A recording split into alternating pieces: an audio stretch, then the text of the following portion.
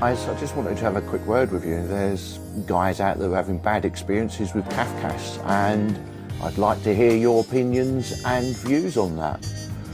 Personally, my only dealings with CAFCAS were 30 years ago when I split from my first wife and I tried to get residency of my child. And at the time, they were very upfront. They came and saw me very quickly. They were very polite and they were very efficient in their job. And from day one, they said, you are a man on your own and you have absolutely no chance of getting your daughter.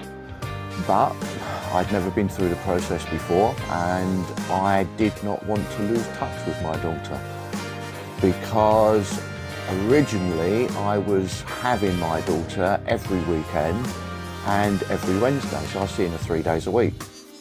Now, I don't know whether or not it was because it affected my ex-wife's maintenance, because she was actually getting, back in the day then, the CSA were taking 40% of my wages to give to her. And so I continued with it, and it was 5 years that me and her fought over our divorce and the custody.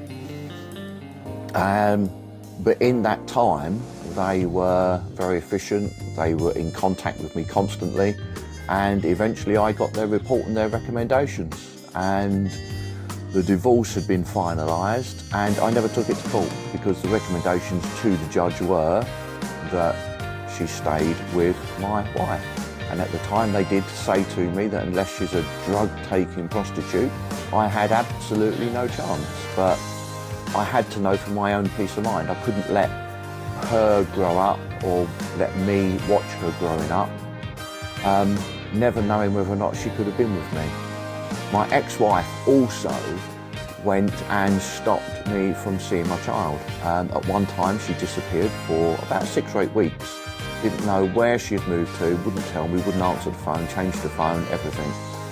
And it took me 8 weeks to track her down to another school, and even then that school would not tell me where my daughter was, even though I said I was the father.